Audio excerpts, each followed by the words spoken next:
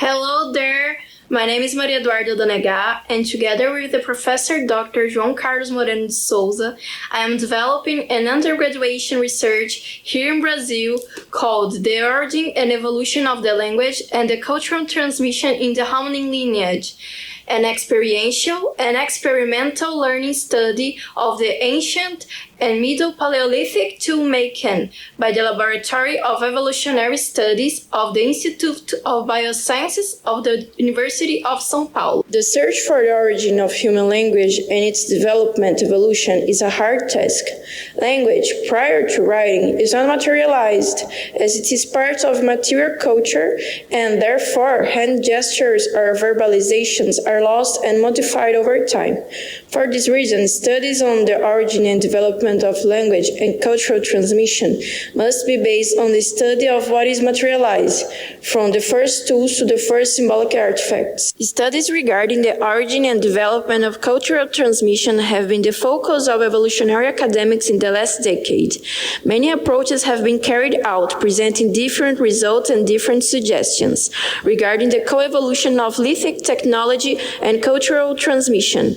In this research, we aim to understand how complex should be the communication between an experienced knapper and an apprentice so she can learn how to reproduce the same tools many times without failing. The main objective of this project is to carry out an experiment that applies different levels of complexity of learning how to produce early and mid-Paleolithic tools from Africa and Eurasia.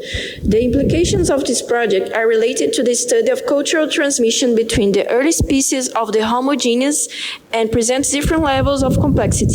The complexity levels to be experimented vary from low, observation and imitation, to high, use of oral and visual language, so that it becomes possible to observe the development of the apprentice on producing tools and to deduce what kind of cultural transmission type was required between by hominins. This undergraduate research seeks to verify the means of communication and use of language in the teaching and learning of these first tools.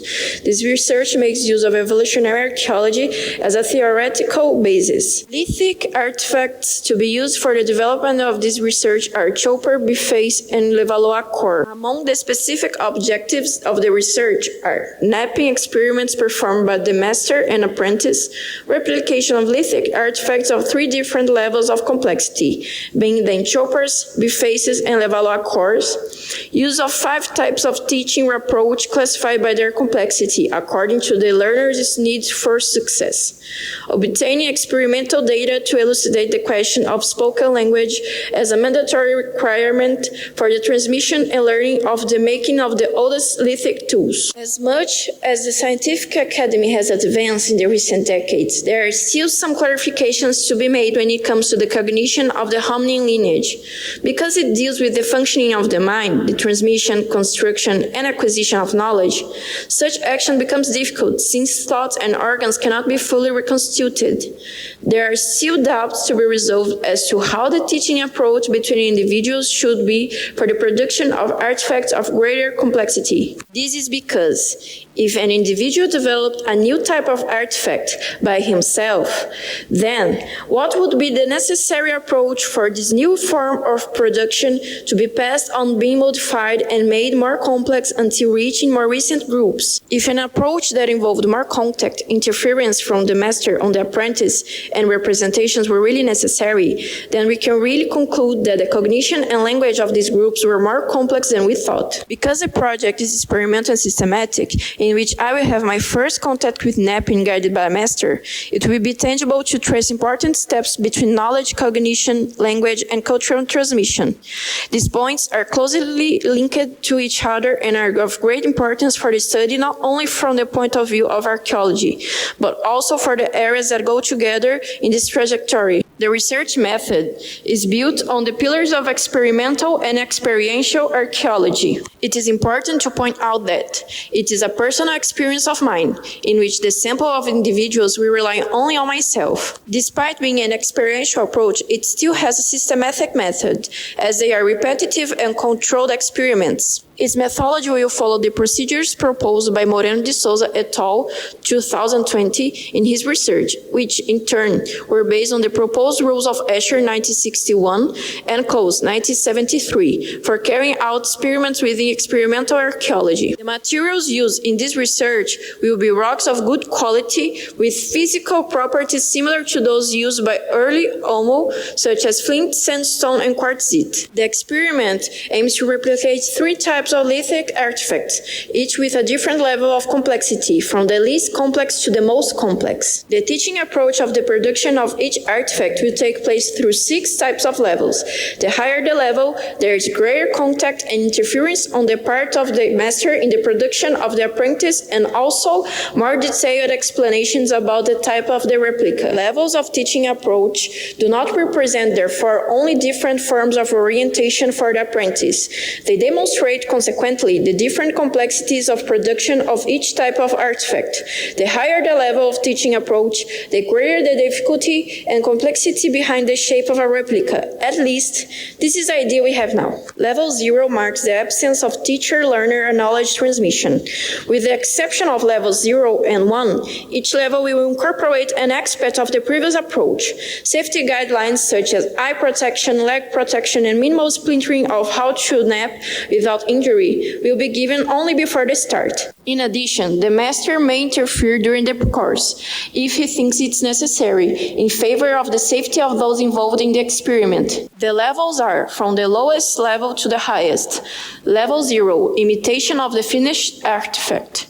The apprentice will observe the finished artifact without observing its production and will try to replicate it. Level 1, observation and imitation of the napping process. The apprentice will observe the master napping and will try, through imitation, to replicate it. Level 2, sign communication. The master will give guidelines with his hands and the apprentice will try to replicate it. Level 3, gestural communication and gestural postural interference. The master will gesticulate his orientations with his hands and also interfere in the positioning and gesture of the hands, arms, and posture of the apprentice. Level 4, verbal communication, gestural postural interference. The master will verbalize and gesticulate his orientations. Also, it will interfere with the positioning and gesture of the hands, arms, and posture of the apprentice. Level 5, visual representations, verbal communication, gestural communication, and gestural postural interference. The master will present drawings or schemes to assist in the understanding of the apprentice. It will also verbalize and gesticulate its orientations, in addition to interfering in the gestures and postures of the hands, arms, and posture of the apprentice. In order to achieve this purpose, there will be no minimum or maximum amount of attempts. An attempt will only pass to another when the master considers that the rocky block has been damaged or lost its structure. For example, if it breaks or has been modified until it reaches a general shape that does not have the attributes needed for napping. The experiment will start at level 0, and as the apprentice demonstrates difficulty and the need for another teaching approach, it will move to the next level.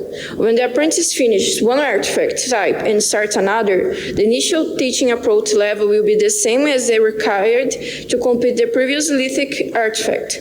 This production policy was decided taking into account the thought that if the apprentice was not able to produce a replica of the previous artifact type, that is, an artifact of minor complexity in relation to the type that will be produced now, making use of a teaching approach that involved less interference and contact, then a more detailed type of teaching approach and with more meddling will be necessary. The following will be analyzed: what teaching approach was used for the production of each replica, the results obtained, and the number of attempts to complete, the initial and final measurements, kind of hammerstone was used, and if the napping process was supported on the hands, leg, or on the ground. The classifications given to the replicas at the end of the experiment consider the attributes that allow their functionality. Because they have different characteristics, properties, and complexities, the criteria that make up the categories for each artifact type will be different. The categories used in this research will be failure,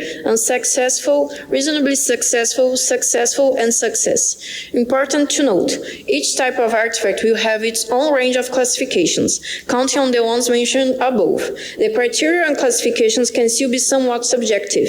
Thus, it was up to the student and the master to choose how to classify. However, the justification will be given in the results. In the evaluation of chopper products, the following categories will be used. Failure. The rocky block became unusable due to fragmentation destruction during the attempt. Unsuccessful. Did not reach sharp edge and comfortable handling. Functionality attributes were not achieved.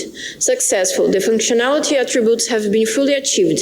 Active edge, symmetrical shape, handling comfort, and delineated edge. Because it's the least complex artifact of this research, the reasonably successful category will not be applied here. We understand that only fit the three categories mentioned. Production of a biface is more complex than that of a chopper. For this reason, in the evaluation of biface products, the following categories will be used. Failure.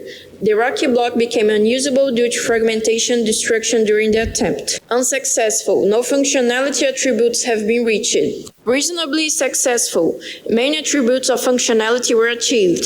Active edges, bifaciality, and reasonable handling comfort.